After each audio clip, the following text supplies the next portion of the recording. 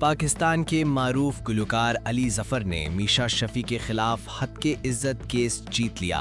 तफसीलात के मुताबिक एडिशनल सेशन जज लाहौर ने 8 साल बाद गुलकार अली ज़फ़र की जानिब से दायर मीशा शफ़ी के खिलाफ दायर 100 करोड़ रुपए के हत्के इज़्ज़त के दावे पर फैसला सुना दिया।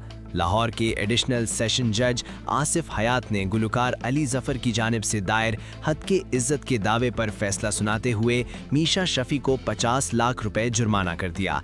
मीशा शफ़ी ने अली ज़फ़र पर जिनसी हरासा करने का इल्ज़ाम आयद किया था। वाज़ेह रहे कि केस की समाअत के दौरान 8 साल में 9 जज तब्दील हुए, जबकि 283 पेशियों में 20 गवाहों के बयानात रिकॉर्ड किए गए।